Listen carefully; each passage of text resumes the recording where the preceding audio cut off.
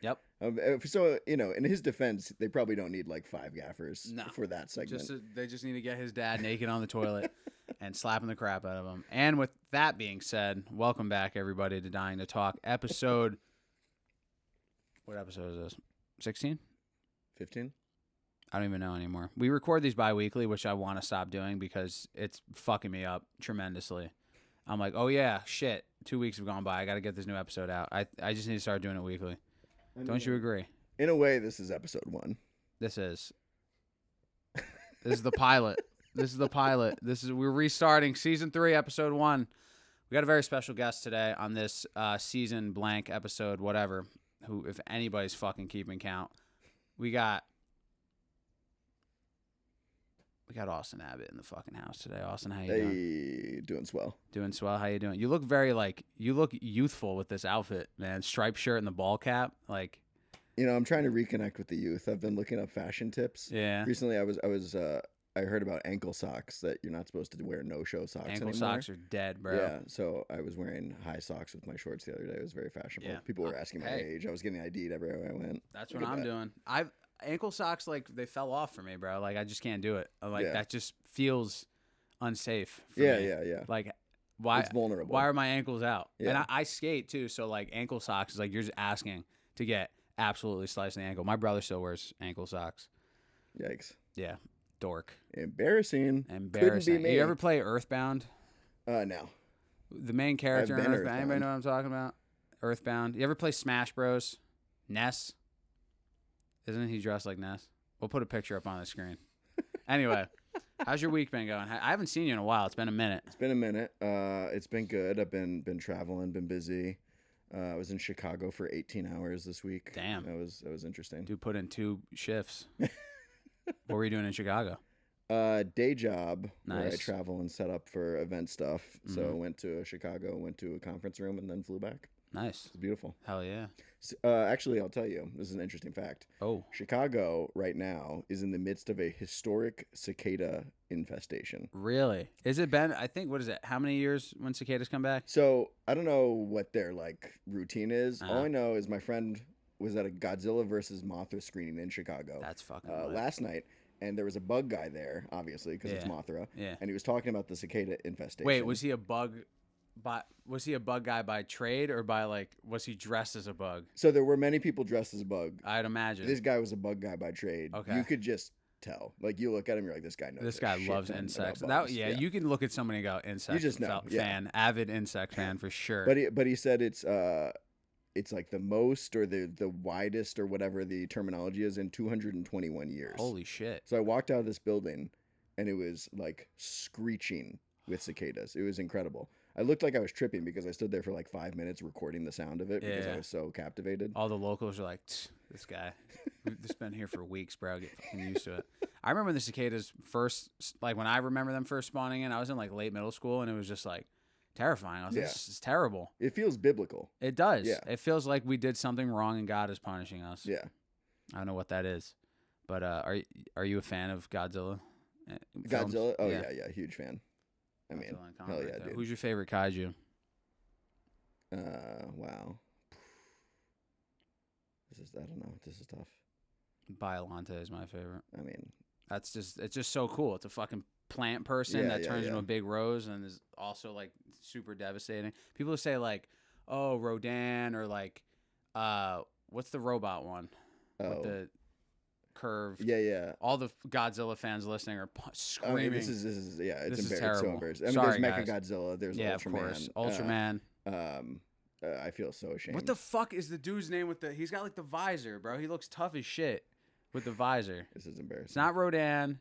It's like another Ghidra? No. Oh, I think it's Dennis. Right. Yeah. Dennis Quaid, I believe, plays him in the live action film. Anyway, opening segment, Austin. Fuck, are you ready? I mean, this is huge. Whose pants are these? Austin, whose pants are these? I'm wearing Gap. Yo, let's fuck. So for the listener, first time Mike and I met, we were wearing the exact same pair of pants. We sure were. From Gap, and we talked about our methodology of pant buying. Mm-hmm. Very, very similar. These ones I actually did not. So my methodology is I usually go to Gap once every like 18 months. Wow. Go to the clearance All right. section Okay. and buy 2 pairs of pants. Just 2. Yeah. All right. But I actually bought these full price. Wow. Yeah. So Are you balling like that? I mean, things are looking up. So I bought a full price pair of pants. I mean, Gap is always like, store wide sale because they're, what's it called? Bankrupt like constantly. So full price at Gap is still only like $40. Yeah. Max. It was huge though. It was huge. Damn, dude. Did you get one of those like weird Gap Disney collab shirts with those pants too? Fuck. I'm wearing Old Navy shorts. Nice. Got these at the Woodbury Commons like a few weeks ago. Me and my lady, she goes, "You should get these shorts. I bet they look good on you." I was like, "I don't know. I don't have a lot of confidence, as you could probably guess." But I don't know. I stepped out of the dressing room in these fucking bad boys, and I was like, "Ooh, a little upper leg action, a little above the knee." What, we got 7-inch? I 7-inch. Nothing better. My pants are the the shorts are 7 inches. Me about half on a good day. These were like $7 though. These shorts. I mean, Old Navy. Oh yeah, Wow. they're great. I haven't been to Old Navy since the early aughts when you would yearly go and buy the American flag family shirt. Fuck. Which was a classic. Just constantly buying 5 shirts with American flags. We were once such a great nation. And that concludes Whose Pants Are These?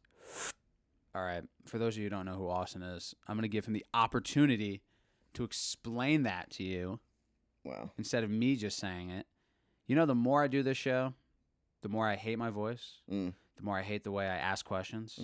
But the better I like myself because I'm like, oh, I could just fix that because now I'm aware of it. Yeah. Maybe everybody should have. No, actually, strike that. I think you need to pass a mental health check to own podcast equipment. Personally, I think you were right. I think more people should be podcasting. No, it's about time. Too many. It's a very saturated market. I'm like one of the first people to do it. Anyway, so late to the party. It's like I'm gonna start dabbing in every fucking frame. So Austin, tell us about yourself, pal. Why should these guests give a fuck that you're here? Wow, let's see. I mean, they shouldn't, but okay, let's see. I'll give the basic backstory of my life. I was born in Memphis, Tennessee. Really? Right. My father was in the Marines, so we moved around a bit. So I was in Tennessee as a child, and then went to California, a few different places, and then moved to New York. Was in New York for a good portion of my life, and then I moved out to Portland, Oregon, and then I recently moved back to New York. Missed the prices too much. Everything was too cheap in Portland. I was like, I need to be stressed out all the time. I'm like, this beer is $6. I should be paying $9. What's going on? Mm-hmm. So I moved back to New York, and yeah, I've been here for a few years now. What do? I write and direct and create, and yeah, try to fill the time with artistic ambitions. I think you're probably the best guest at like summing up all that. That was like a tight 2 minutes, and I got everything we needed to know. Thank you for listening, guys. That's it. Show's over. Fuck yeah. I didn't know you were from Memphis. Yeah. I had no idea. I would never. Southern boy. Little Southern boy. Yeah. Memphis. Is that where Elvis is from? Oh. Yeah. Yeah. Right. Big time Elvis city. Big Elvis. It's really, he's just a huge part of the culture and economy still to this day, which is interesting. I mean, his cultural relevance has had a bit of a bounce back because of the Baz Luhrmann and Sofia Coppola films in back-to-back years. But it's interesting to think of him because he kind of faded, I'd say, from relevance for a bit. Now he's having a moment again. But if you go to Memphis, it's like he's still the most popular person. Was it Graceland? Yeah. Yeah, Graceland. And then Dolly. Where's Dolly World? Have you ever been? You're from the South. That's in I believe it's Pigeon Forge, Tennessee. Oh, that is Dollywood. Also in Tennessee. Yeah, okay. yeah. I like Dolly Parton. So my grandpa claims that he knew Elvis, and this is a great tall tale of his. Was as a older Southern man, had many tall tales. Yes. So he grew up in the projects, and said that Elvis's cousins lived there, and Elvis would come by when he was still in the army, visit his cousins and hang out. And I was like, that's an amazing story. Yeah. So he tells me years later, Elvis is like, famous. He's still friends with these cousins. Yeah. Elvis is living in Graceland, and the cousins ask my grandpa to come with them to visit. So he goes to Graceland, says he's walking around, goes to the room where Elvis has his piano, and he says Elvis is sitting in the room alone playing piano. What do you think he was And playing? Hot cross buns? he doesn't remember what song he's playing. I did ask. He's like, Yeah. and he says he took a picture of him Uh-huh. and then walked by. So he died, I mean, Elvis died a billion years ago, but my grandpa died a few years ago. So when we were going through the stuff in his house, I was going through every single picture, trying to find this picture he took of Elvis in his room, allegedly. Did you find it? I didn't. Oh, I did not find a it. fucking liar, Austin. Wake up. Maybe he never got it developed. That's true. It could be sitting in a little roll. Yeah. Yeah, who knows? Maybe, the hunt for that photo. If mean, you guys know where that is, hashtag down below Austin's grandpa's photo of Elvis. Get it trending. Hell yeah. That was trending last year. We got to think of a new one. All right. Get Austin's. Find the photo. That's way better. Why didn't I think of that in the first place? My grandfather claimed he knew a lot of famous people. Yeah. I believe him, just because. Let him have it. He's also dead. So they didn't really care about famous people. No, so they why really would didn't. Lie about they it really didn't. And now our generation is like, oh yeah, my boy's cousin is like homies with Patrick Mahomes' nephew, bro. I'm pretty much going to the Chiefs game. I don't know. I think it's just a cool thing to be like, yo, I know somebody famous, or I have a funny story about a famous person. I have plenty of stories of famous people I've worked with, none that I'm willing to share on the show because I don't want to burn any bridges. I need a job. Yeah, that's when after I've made it. Yeah. When I'm 98 and in a nursing home, and my career actually didn't happen because I fabricated all of it because my wife had left me because she found somebody that I could go all day. Oh, that's anyway, the twist, dude. Don't give it away. Yeah, buy the book. So, what got you into film?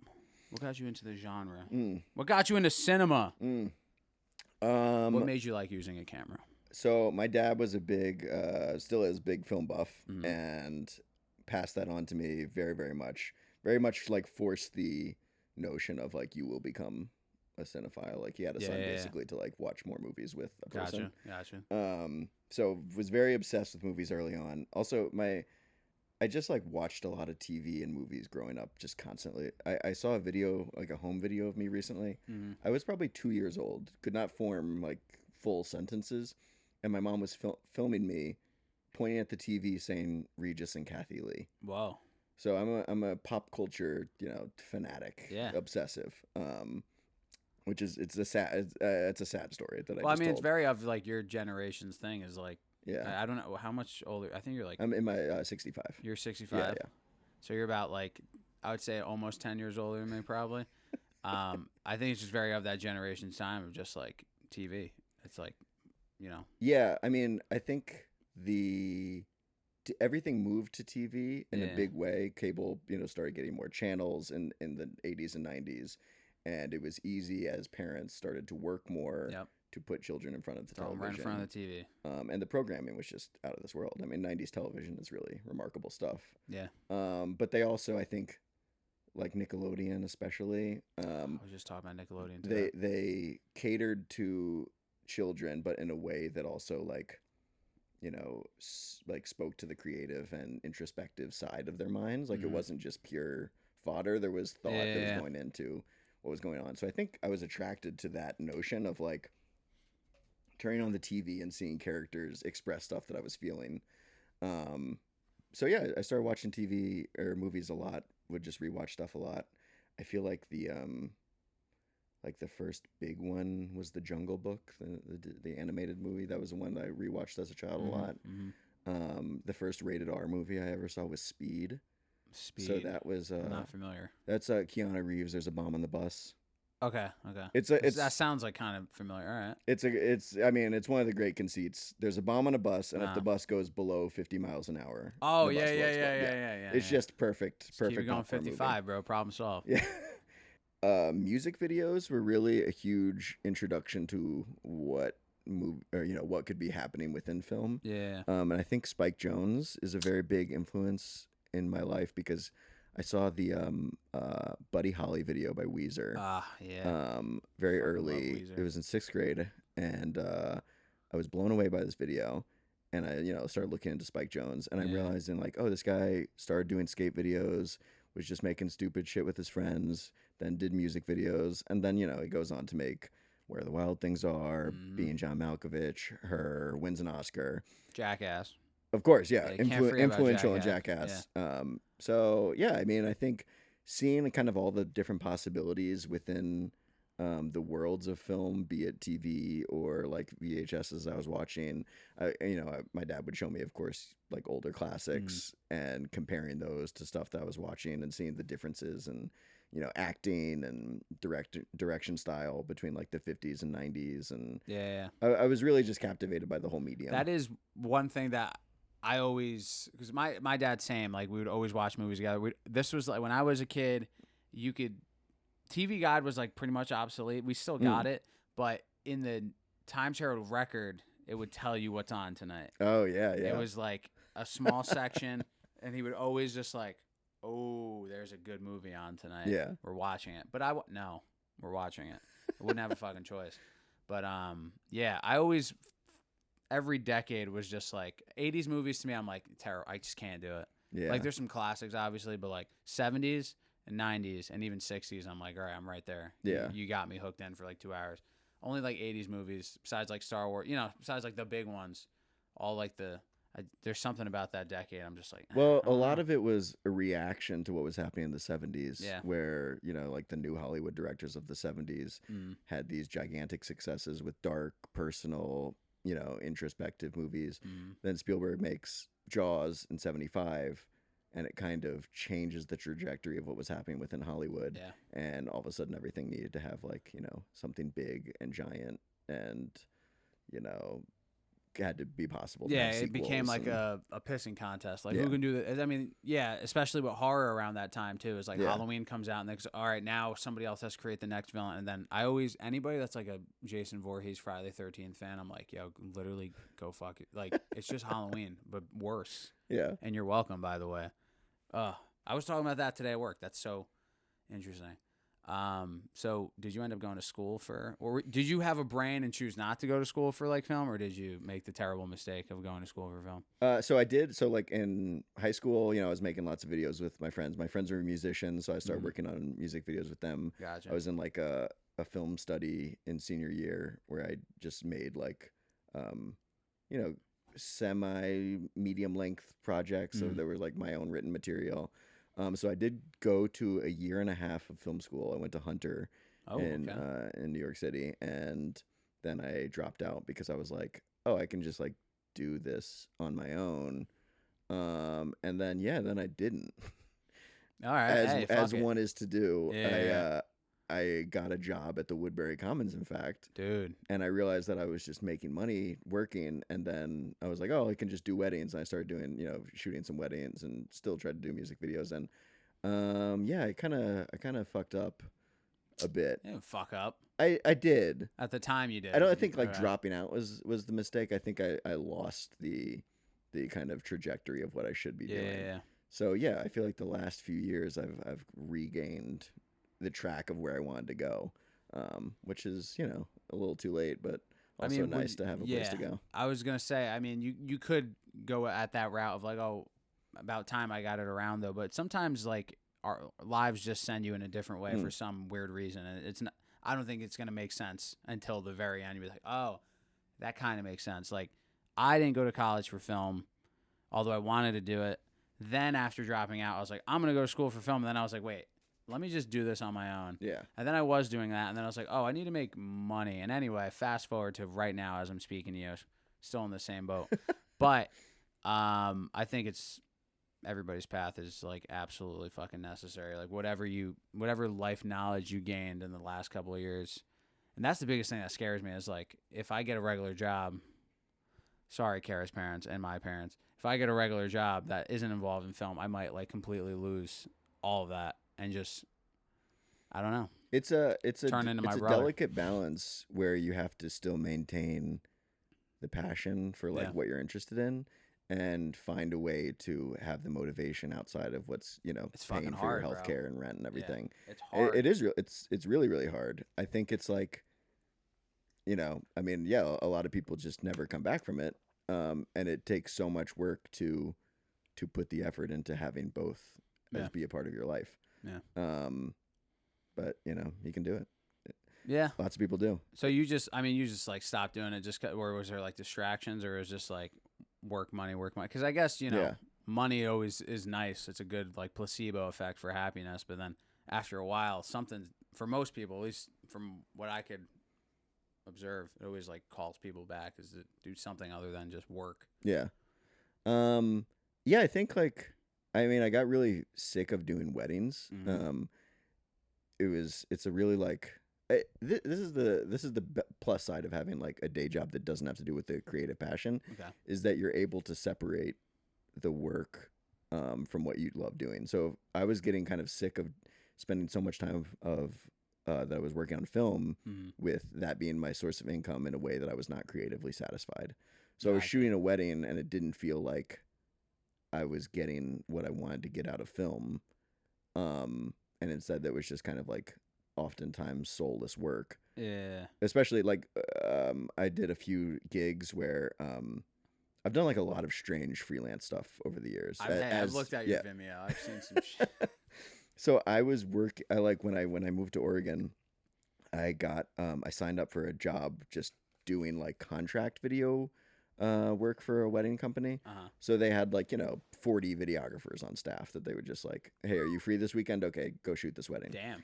And the weddings were pretty low rent weddings. What is that, low rent? Like low pay or just like The weddings scumbag people getting married? The weddings I went to one wedding that was, I got the address, and I'm driving, and it's like maybe like 2 hours from Portland. And Oregon is just like a strange like state. Like once you leave Portland, it's just like kind of like a lot of states outside the city, just like a vast, bizarre it's like, country. what the fuck is going on? Yeah, here? like Kingston, New York. Looks strange. There's just like tons of farms that don't seem to be growing anything. Like I'm just like, what is this farm? There's nothing here. Those are disheveled barns. Right. One horse. That's right, it. Right. I don't understand the utility of these places or the economy of how it's working whatsoever. But so I'm driving. I get the address, and I'm looking around. And I don't see anything, and I see a truck like pull into a driveway I didn't even see was there. So I go down that driveway, and I realize there is a wedding in the middle of this gigantic field that I had to drive down a dirt road into the field, and there's like 50 cars, and there's like a dance floor laid out and a beer truck laid out, and that's it. And that's basically it. There was chairs for the wedding. Everyone's wearing like, the stereotypical like kind of podunk wedding where it was like football jerseys tucked into jeans. Oh my! And I was like, yo, I don't know if this is what I want to be doing. No, I would, dude. Like there was something like shooting like glorious sunset slow-mo shots of just like a guy like hitting his vape. Yeah, is not like the most ideally romantic shot you can get. Yeah. Dude, I've already filmed. I could already think of like maybe 8 or 9 projects that I've already shot that don't necessarily fit that exact description, but I totally understand what you're getting at. Yeah. Like there have been gigs where I'm like, I want to smash this fucking camera, get in my car, and go home. Like this is killing me to be here. Because it doesn't feel like. Then I was wondering like, do I want to like what do I want to do with film? Yeah. Or writing or creativity in general? Do I want to use this as my source of income, or do I want to find projects that I'm completely engaged with and only do those? And it's a hard balance to find, because if you can make money doing something you love, that's great. But if the thing you love is killing you because it's so bleak, you know, then it kind of starts to take away your love of it. Yeah. So you would say then film, you didn't love, you were treating film like a side piece, like a shoddy you would hit up if like you're like, I kind of need to get my rocks off. Film, come over, baby girl. Wear them blue shorts I like. Yeah. Like that? I mean, yeah. Okay. The late night you up to a wedding, wedding you contract. Up, I get you up from fucking Amazon being like, hey, did you rate your last purchase? It'll be like 2 a.m. Why are you emailing me this, bro? I'm not going to fucking thirsty, do that. Dude. They want me Jeff to be like, thirsty. 4 stars. I just got, I've been getting a lot of spam texts. I must have given my number to some, terrible. They're getting everybody, thing. Bro. And it was a woman just sent a picture of herself and was like, are you busy? So I just, jokingly replied, I'm like, oh yeah, I'm in a meeting. And she replies back, oh, okay, sorry. Like, what?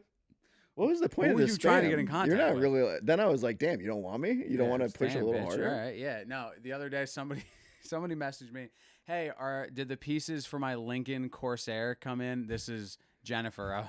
And I had this whole thing typed out. Like, yeah, but we're running into a little bit of an issue. The brackets for the bumper don't fit, and your headlight actually was cracked underneath, so we are gonna have to replace the headlight assembly. But I could order one, but you're gonna have to buy this. I had this whole thing typed out, and then I was like, no, don't do that. And I just fucking deleted it and threw my phone across the fucking room. Damn. Like a psychopath. What the fuck is wrong with me? You should have done it. I know. I can't do Just that. do it now. I already responded. Wrong person, bro. I hope you're Well, no, now it's time to follow up. Actually, sorry, this wasn't the wrong person. Wait, you're the girl with the Lincoln Corsair? Oh. Sorry, I was mad tired the other day. Yo, my fault. Yo, what are you doing right now? Oh man, I feel you on that though. Like, at what point does the thing you love just be like, I don't love this shit anymore? But it's all learning experiences too, because I've done. Do you feel like you got enough though out of it to make that decision? Like, I don't want to do this right now. I'll still do weddings actually. I go back and forth on it because there's times where I do, like my day job also feels pretty soul sucking, but it's flexible. It's pretty easy. And it's still in the field that you are in. No, right? Not at all. I don't even know what the fuck your day job is. I don't know if you care. No one to really share. does. No. Yeah. I keep all I it know is you ambiguous. go somewhere and you come back. Yeah. That's it. It sounds a lot like the J-Page. Yeah. I bet you he doesn't even have a day job. He's fucking lying. He's a nepo baby that is into big oil. That's what money bought those pants. That's why you're able to afford. No really more good clearance, right baby. Yeah. Yeah. No DuPont more clearance coming through. Yo, DuPont, bruh. Oh my God. I do. Yeah. Like, there's been weird gigs I've done where like I've even like music video stuff, which I really enjoy a lot. I just remember one time there was like a guy who was trying to become like a bit YouTube famous, like do like YouTube covers. And I remember he came over to my house, to my parents' house. We went to my basement and I shot like a video of him in front of like a black curtain. Damn. And it was so quiet. And he was like lip syncing and it was just me and him and he was singing a Katy Perry song. But it was like, it was like kind of a slowed down dramatic version. What song was it? I've got the eye of a tiger. No, it was I can't remember. All right. I wish put you on the spot. I like Katy Perry. I mean, she's got great stuff. Yep. I'll go back to Katy Perry because I actually want to ask you if she's okay. Awesome. But so I was like, this is weird. This is like a bizarre experience where it's just me and this guy. I don't know how much I'm learning, about the experience, but I do feel like in retrospect, like stuff like that helps you kind of learn how to direct a little bit. You're like, this is an odd situation that I still have to get the best out of the performer in front of me. How can I make this work? And I find that if you could direct a really terrible actor, you'll be fine. Yeah. It's like hurting a cat. Yeah. I used to think that there were like no terrible actors. It was like all on the director. And then you realize that's not true. There are some pretty bad actors. Bad actors. Yeah. I'm gonna name drop one right now and I'll bleep it out.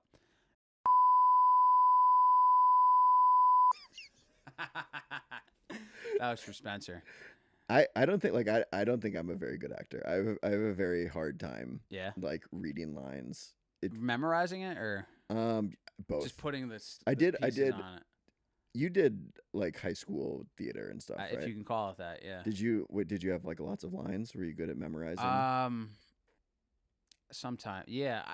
There was one thing we did, Death of a Salesman. I couldn't remember shit. It was just way too much talking. Biff. Oh wow. It's way too much fucking line. I could sum this up in 2 seconds. Fuck you, Dad. Kill yourself. Not. I used to remember when I was a boy, and it's like, oh. Death of a Salesman in high school. Talks like that. Yeah, I know. That's a hilarious high school play. Yeah, dude. That's a very funny text to be giving high schoolers. Brother. It just doesn't make sense when you're in high school. Neither does doing Othello and me being cast as Othello. That happened. I had to go to the emergency room after Death of a Salesman. One thing also I realized about this podcast, I got to stop talking about like high school shit. Like, I'm fucking 25. Grow the fuck up. Anyway, I ate a McChicken and it put me in the emergency room because there's something wrong with it. I don't know. I just had to go to the ER. Do you remember that? Yeah. What was the situation? I ate the McChicken and I was like, oh, fuck. Like, I thought something was like rupturing or whatever. And then I went to the emergency room and something in my abdomen like got all fucked up. I don't know. I think I have no fucking clue.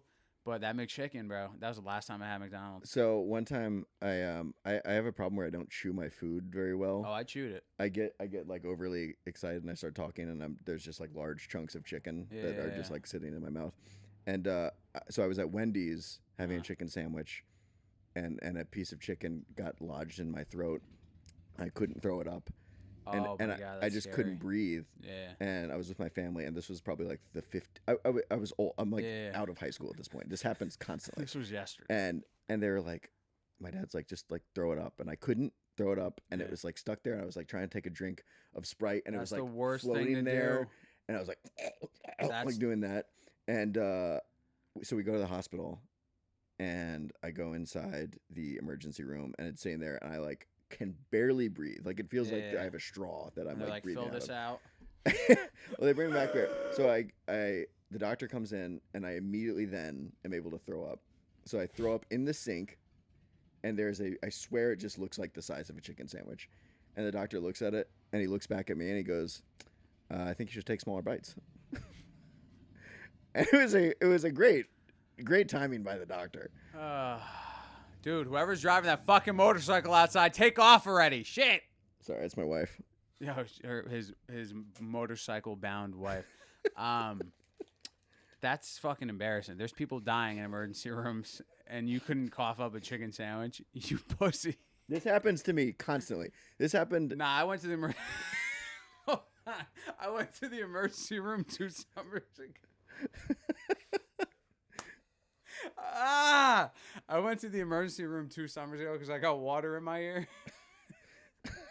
And it bothered me. And I was like, I'm just going to go to the ER and have them suck it out. They don't do that at the ER, by the way. They don't do that. Because they're just like, oh, stand on one leg and do that bounce thing. Bro, dude. So me and my girlfriend came back from our wonderful vacation to Cape Cod. Boring as fuck, but we had a good time. Sounds good. Go into a pool. Jump in, boom, water in the ear. I was like, no, when I get ear infections, I've gotten like a couple. I'm like about to kill myself. I'm like, I'm going to give up. I can't do this anymore. My ear hurts. 2 days, I'm fine. Back on it. Anyway, we were filming theater camp, and I'm like, dude, the last thing I want is an ear infection in one ear and a surveillance in the other. Yeah. So I was like, I'm going to the ER, and they're going to suck out this water. I went to Walgreens, got like a thing to suck out the water, wouldn't come out. It went behind my eardrum, and then I got an ear infection.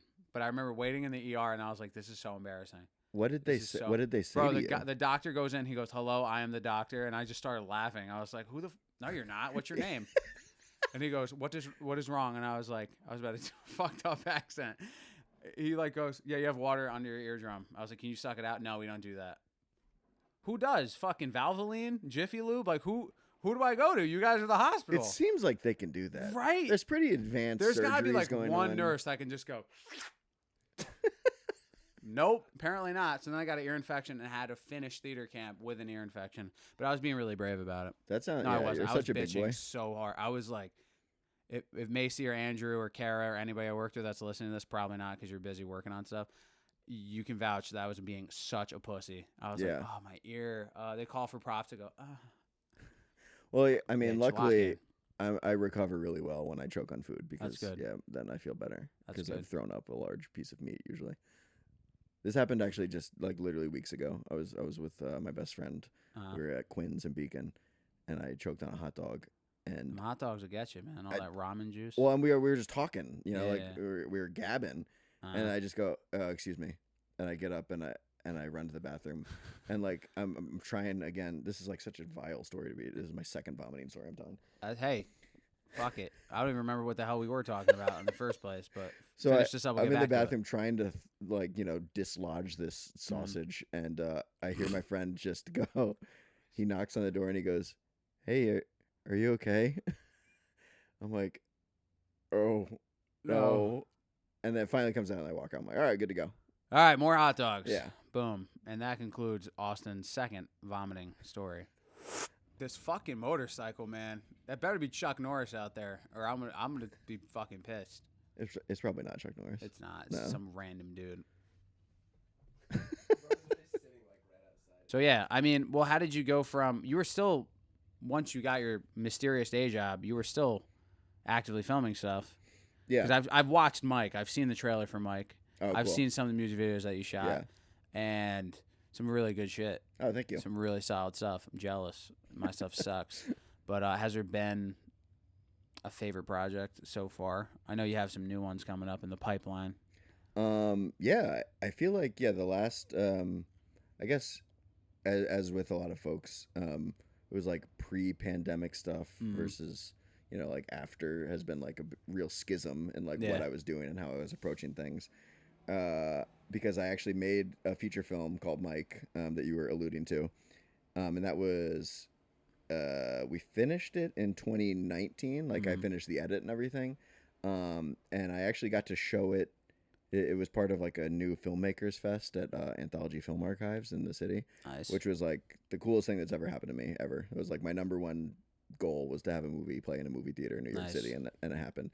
And I don't think that would have happened, like after 2020. Like it was a really unique situation that we were able to like go there, have a pretty decent crowd, like people in the theaters, and if it had been released a few months later, it just like wouldn't have. It would have come out online and nothing would have happened. So Mike was definitely an amazing experience for me because I worked with my name. It's just funny to hear that. Based on your life. Thanks. I got to work with one of my best friends. I kind of wrote it for him and forced him to be the lead.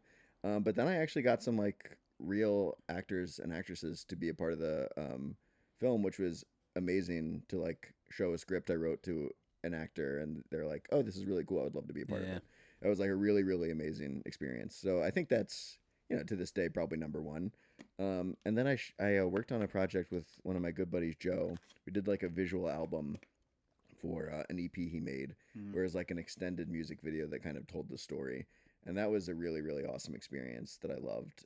That came out, I think, really, really great. And we had a puppet named Moses that was a big part of it. That's sick. So I'm a big Muppets guy, so having a lead puppet character was huge. Yeah. That's dope. I've never worked with puppets or Muppets, but hopefully one day. Yeah. Do you find like, do you have? This is a hard question that I'm going to try to phrase the best way as possible. When I mean hard question, I mean it's hard for me to figure out how to ask this.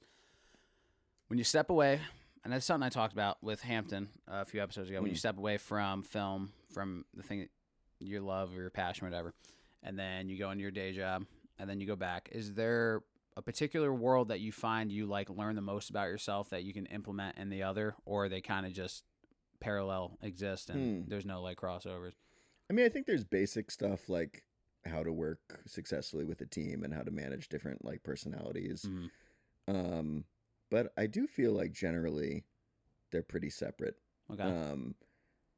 And yeah, I actually I was at a work event and I had someone asking me like, like what do I get out of my job? Paycheck. I basically said that. And they're like, you know what? Actually, that's like, I appreciate you saying that because a lot of times jobs are for, your like life security. And it's good to have a job that gives you healthcare and rent. Yeah. And I'm like, yeah, that's actually why I'm doing this because it's, helping to finance the stuff that I'm really passionate about. Yeah. Which is cool. But I mean, yeah, I don't necessarily think I take too much from one world to another. Okay. All right. That's totally valid. I find I daydream or just like will think about ideas and stuff constantly when I'm in my my day jobs, my 1,000,001 fucking day jobs, and then when I'm on set, I'm just like a mess, as you saw today that I had to leave twice and come back. Shout out to Michael for getting back home from Rhode Island in time to pick up that SSD. King. But yeah, I always ask that because like I don't know, I'm getting to the point where okay, I'm 25. I need to figure out fucking something. I can't just bank on like somebody knocking on my door and going, "Hey, you want to be in my movie?" Like that's just not gonna happen. Not like I'm saying I'm banking on that, but like I feel like a lot of people like myself lie to themselves, go, "Yeah, no, everything's gonna work out. Yeah, it'll be fine. I just got to do this." And then comes the execution stage, and then I'm like, "Oh shit! So what do I do?" That's why I asked that question because I wouldn't mind switching over to a day job. I really wouldn't, but I know myself and I've seen like other examples, and I'm not going to call like my family members out or like friends of mine out, but like it's terrifying to go into like a career that I could give. If I know I'm going into it with the intent of doing something else instead, why even fucking go in? And I've done that 1,000,001 times. I'm just gonna work this job until this. Yeah. Then I'm like, why don't I just do this now? And then it fails or it doesn't pick up, whatever. But I you think need fucking money, man. Shit. Yeah, dude. I think you need, and like I say you as in the royal you, like we all need to find like what is driving you behind, your love of different outlets that you're working on. So if you're in film because you love like performance or you love, filmmaking, editing, like then finding a way to drive into that deeper is really valuable.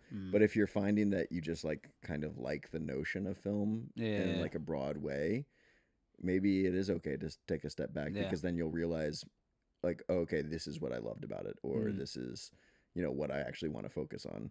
Because I think like for me, when I leaned more, when I like got a full-time day job and everything, and I was doing like kind of freelance stuff a little bit less, I actually found that like writing was like my main thing that I was loving doing still, and that I feel like I'm the best at, and it's something that I could spend time on even with a day job. It's easy, you don't need a crew to write. And I guess to go back to your previous question, being out in the world is like very important for a writer because like I enjoy listening to conversations and experiencing weird things that I just Random wouldn't experience interactions. sitting, or even if you're like on a set full time, like a lot of filmmakers later in life, their scripts start to just reflect like so much about movie making, and they lose a touch of like what it's like to be a human out in the world. Yeah. And I think that that's a really valuable part of filmmaking is having, depending on the type of films that you want to make, but like I really like, personable character study stuff that you can't really write about if you're not out there listening to people. I mean, and that was something I missed a lot when I was in Portland kind of during the pandemic when everything was really, really locked down. Like I found that I was missing just sitting in a bar, like kind of eavesdropping or like taking a walk and like going to the park and listening to like conversations or ending up at a random party, like talking to a bizarre person, like things that make kind of, fill out the colors of life are very valuable to storytellers. The colors of life. I like that. Yeah. I totally I never realized how beneficial like human observation and interaction it was until like right before the pandemic happened. And I remember like, cause college, terrible experience. It just was. I had a handful of friends, but I was like probably the most introverted I'd ever been. And that's saying something because I don't shut the fuck up. I will talk to a brick, not a whole wall. That's too much, but one brick. And right around like January, February, I was like, nah, I need to get myself out there and start taking my headphones out, start talking to people. Like, this is terrible. Like, and then the pandemic happened. I was like, oh no, shit. But it kind of turns out I don't think I was kind of ready to just like start, whatever. And then I, unfortunately, dark stages of making funny or at the time funny videos on TikTok to send to my friends. Yeah. So all of you out there, I'm so sorry for what I put you through. And I understand why you don't follow me or watch anything that I make.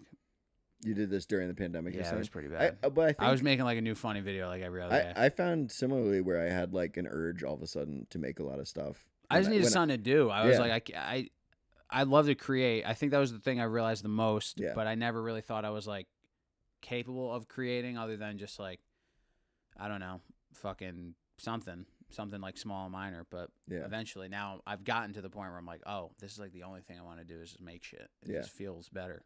Yeah, I had in like 2019, I had worked on a few projects and I had done a few music videos in a row, and it was feeling really cool and good. Like it felt like a nice trajectory, and then 2020 hits and you can't be around anyone. Yep.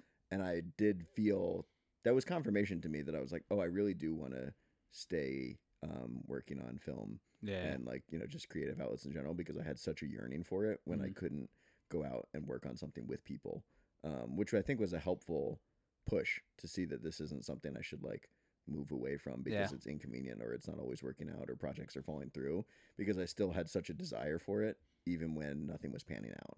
I realized. Damn. Profound. Very profound. Austin Abbott, ladies and gentlemen.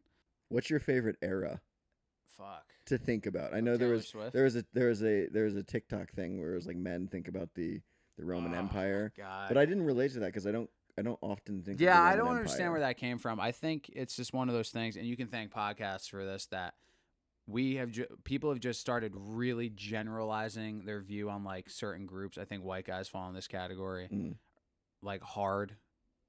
I mean, any type of person does, but like my girlfriend asked me that also. What's your Roman Empire? I'm like, what the fuck is that? What do you? What is that? The era I think about the most probably is like late 20, like I would say like 2007 to like 2012, like skate culture, where it was like skinny jeans were like kind of a thing. Yeah, Lakai was like just Zoomies in 2011. Wow. Take me back. I remember going to Zoomies. Or Middletown Mall 2008. I went to Zoomies in the Galleria to get my copy of Elementality signed by Mike Vallely. Yo.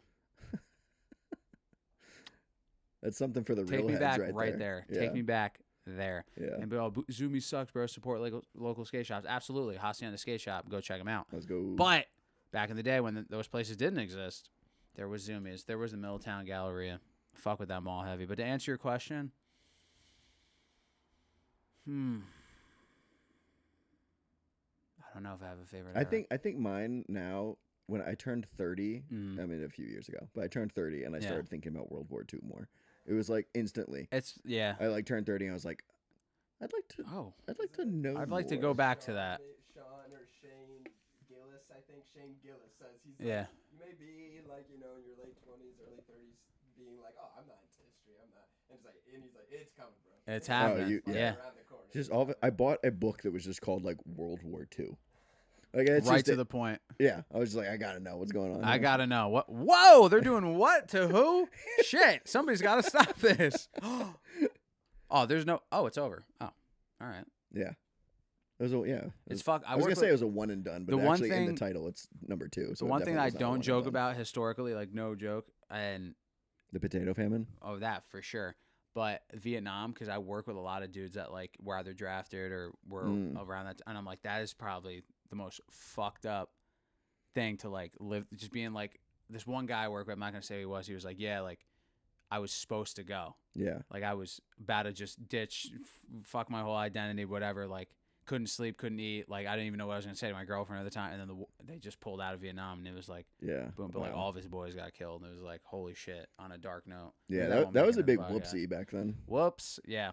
Government's filled with a lot of those. Hey, it happens. Maybe if the president had a podcast with the vice president, I feel like a lot of more things would get figured out. That would be a bummer. That would listen to. Dude, it totally would. Be like, so we want to talk about this problem, this problem, this problem, this problem, and then Biden's just like, oh fuck. Yo, Caitlin Clark's not going to the Olympics. Let's talk about that. Biden does not know who Caitlin Clark is. He might not even know what the Olympics are. I think he thinks Caitlin Clark is an ice cream brand. What president would have been the greatest podcaster? Oh fuck. Like the obvious answer seems like Clinton, right? Like Clinton. Nah, he has the swag. But his wife would be like in the studio, and he'd have to like calm down and probably kill the sound guy after every episode. I don't know. Low key, I feel like it's okay. It depends on what kind of podcast viewer you are, because obviously if you're like super left leaning, you probably would fuck with like an Obama, and if you're super right leaning, obviously Trump or like Reagan. But I think like Roosevelt was probably on some shit back in his day, he would bro. spit, dude. Or like Grover Cleveland, Ulysses S. Grant probably had some fucked up things to say. William Henry Harrison. William Henry. Yo, McKinley put that motherfucker in front of a microphone. Damn, McKinley. R.I.P. Yeah, bro. He was. You can basically say R.I.P. about every president. Yo, as if that was like he recently died. As if we know anything. I'm just gonna start saying R.I.P. about people like Attila the Hun. Yo, Attila the Hun. Damn, R.I.P. Yo, he would have been fucking crazy on a podcast. He had a podcast. Yeah, he did. Yeah. What was it called? The Hunt Report or something? Hunting with Attila. Well, Big Buck Hunter. Yo, I I both love and hate podcasting. As a podcaster, I thought you were gonna say presidents. I hate it so. Oh, I hate politics so much, and I'm so sorry that I brought up presidents. But No, let's keep talking about it. yeah, let's talk. Let's get really. What's your favorite Gerald Ford policy? Yo, honestly, the Explorer or the F-150 is probably my favorite. Let's talk about your fucking book, All Austin. right, let's do Fuck. it. Let's do it. Letterman only. We got to talk about your book. I just love it. It's. I tried calling a short stories by Austin Abbott.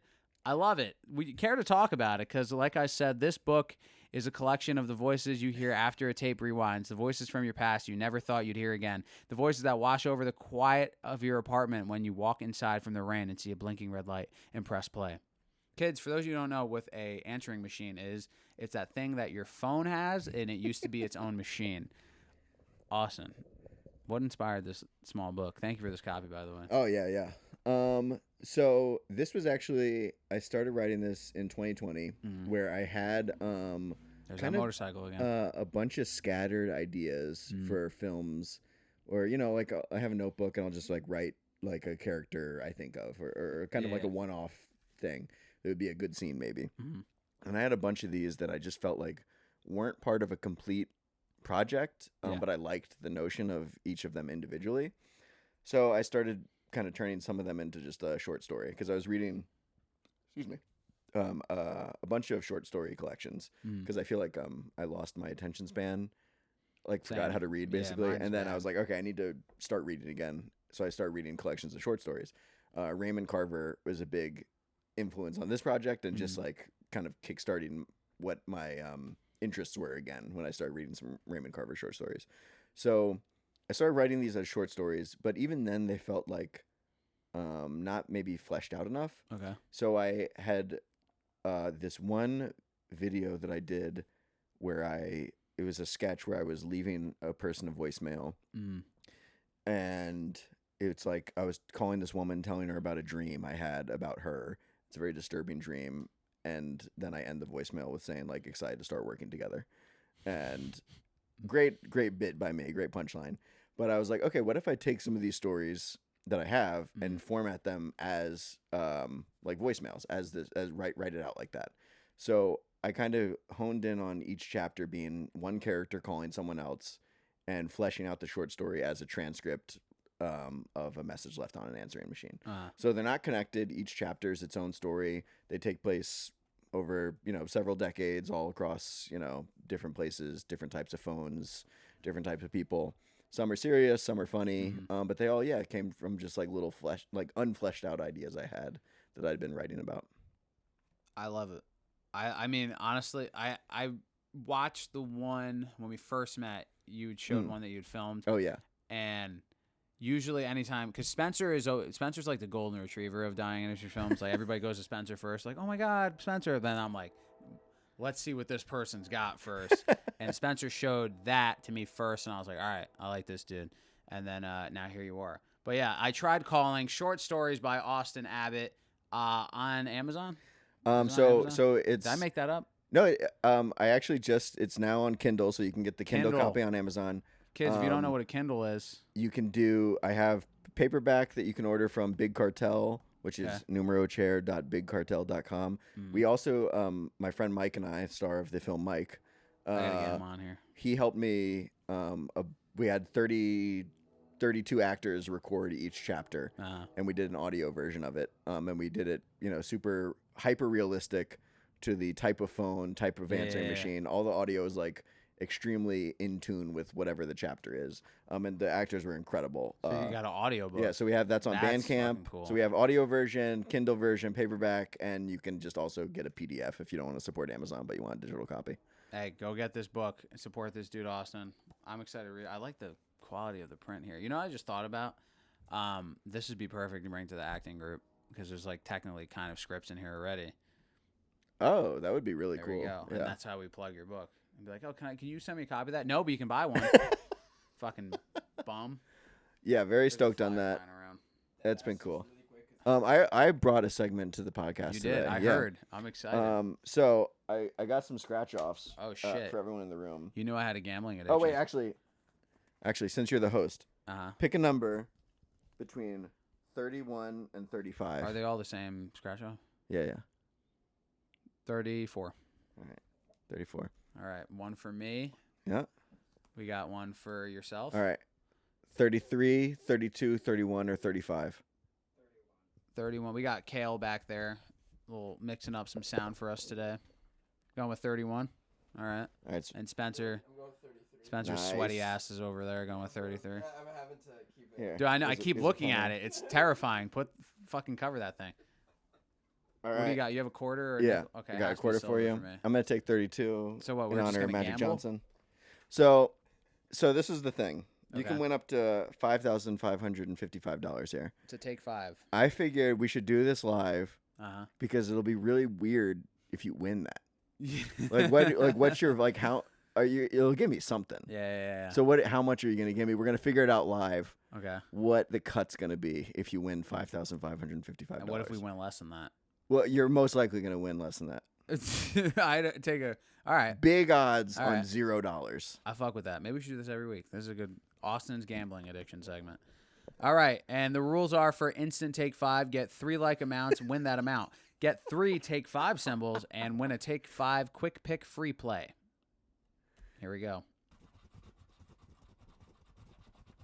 How we doing over there, Spence? I also got 2 5 5 5 5s. I bet you they probably put 2 on all of on them. every They go, I single bet you one. there's some idiot with a podcast and this is exactly what this is for. Well, we could, like- fellas, Maybe we could like fake one. I have good news for me. What'd you win? I won $1. Oh, all right. I got the 3 take 5. Oh, so Nice, you dude. win a free take 5 quick pick play. So that means you get that you're entered in. I think the So overall your lottery. reward is you have to go to the gas station and claim it to win another Yeah. game that you might. And win then you money need for. like an app. Yeah. I- get I got that once, and I had to put the number on an app, and I was like, I'm never doing not this doing again. this, but sir, you can win. I don't care. But I don't did want win you to it. have my Spencer, you son. win anything? Nah, nothing. He's fucking Nothing. lying. So I'm the only winner here. Makes sense because I'm the guest of honor. $1. I won $1. Good job, Austin. Way to be. For those of you who are struggling with a gambling addiction, remember 99% of gamblers quit right before they're about to win. So keep fucking gambling. Let me give one gambling tip. Yeah. Non-NBA basketball. Yeah. Okay.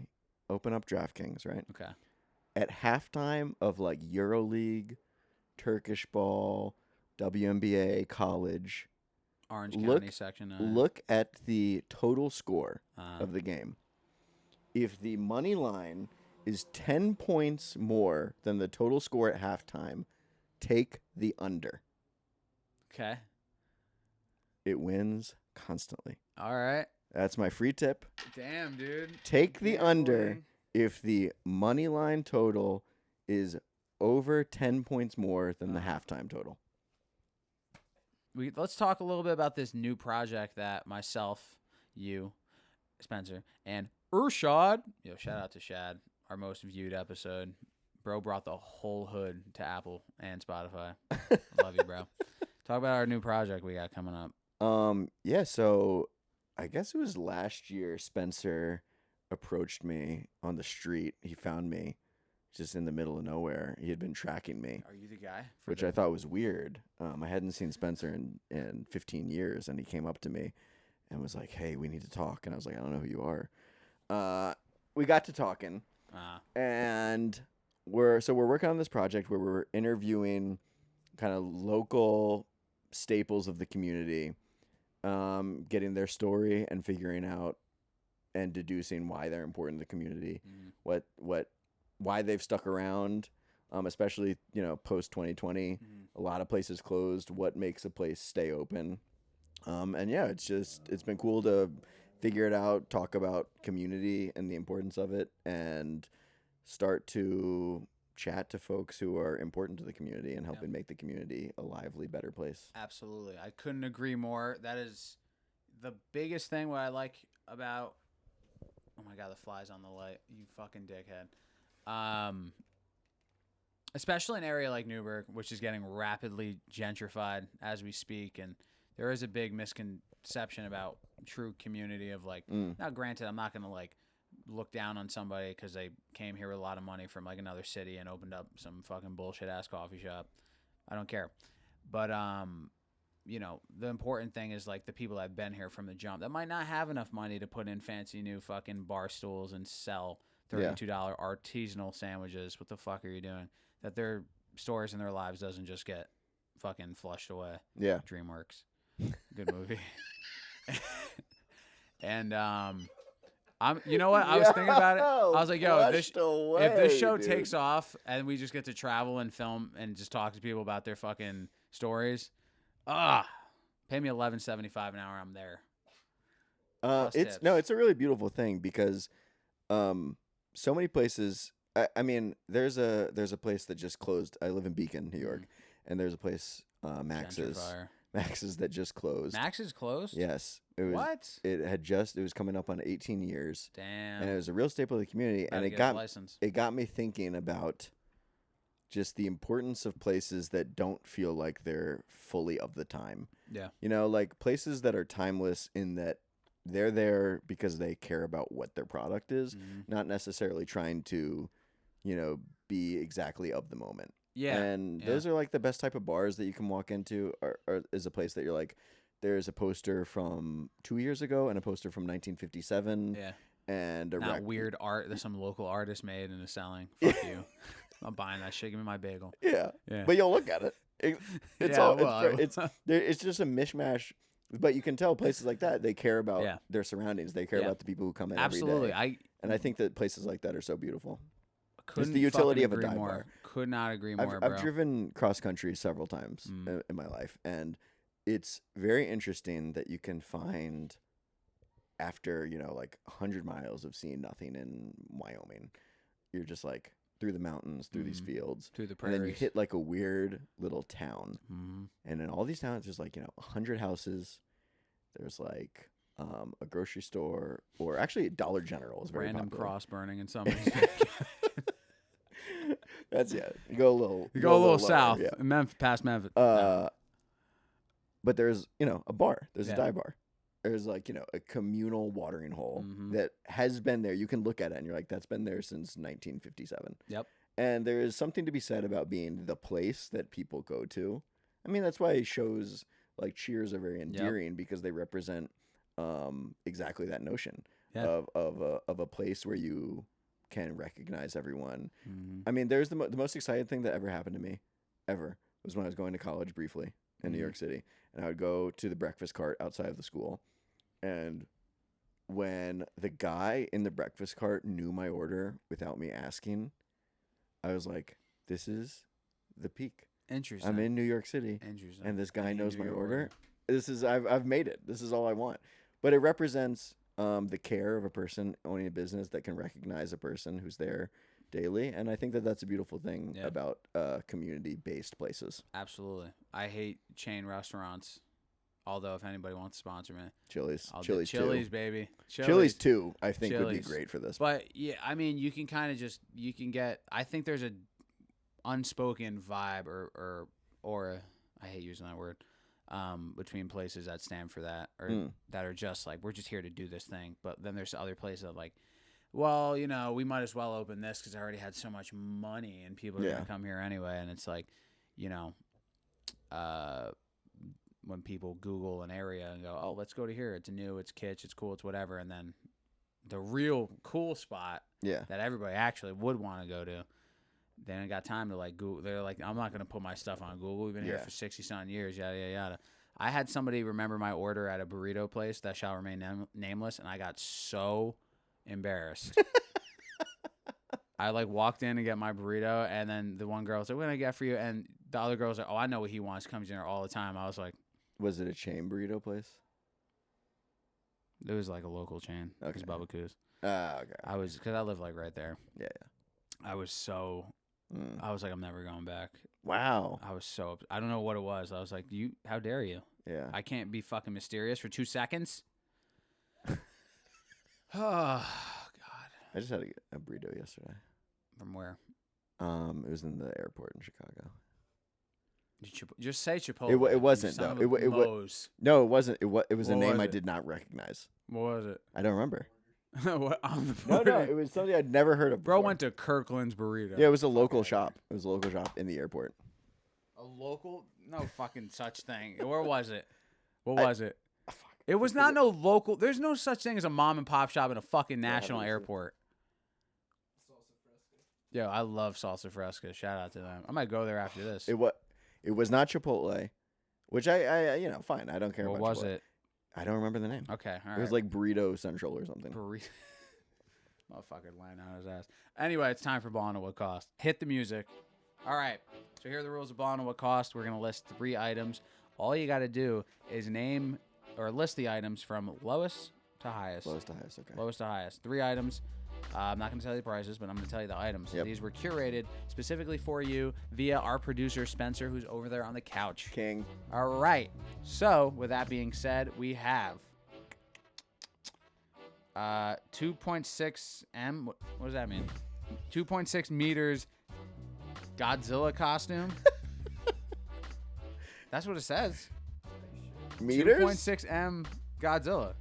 I swear to God. It's from Amazon.co.uk.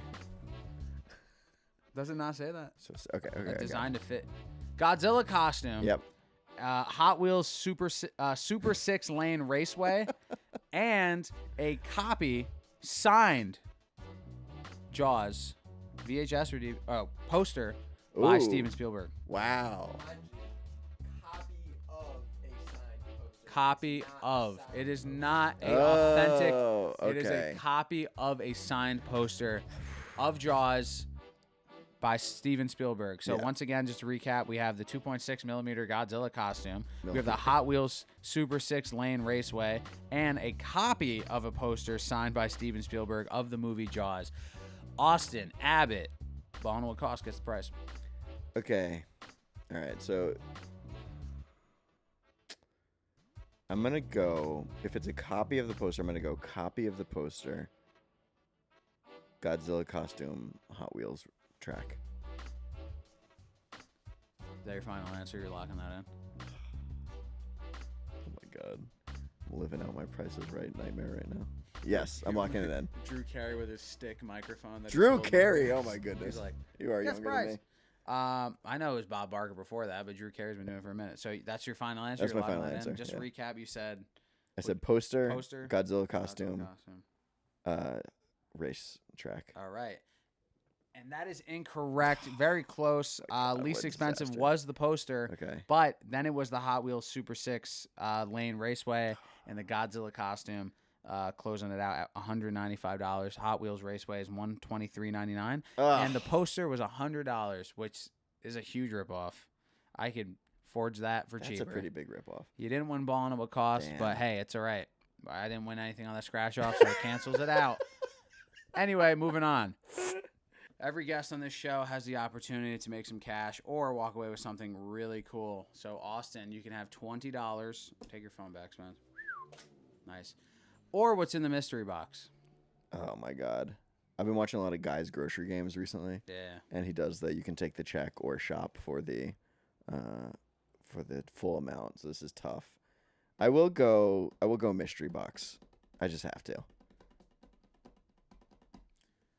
I've been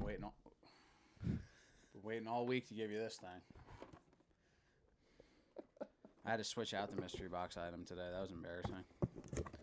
What is it? Oh, wow. There we go. Oh Wow, my look God. at that. It's a book that I wrote. Just kidding. Folks, we got Large print crossword. large print crosswords, 128 pages. Mhm.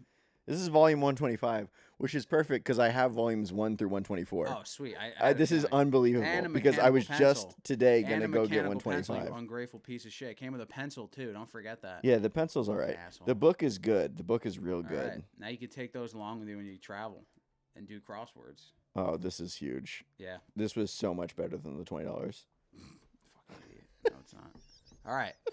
As we close this out, what are you excited to talk about? What do you got coming up next, Austin? What do you got coming up next? Coming up next, we're working on Around the Corner together. I've got a short film that I'm very excited about, kind of a different style than other stuff I've worked on ever. Very excited about that.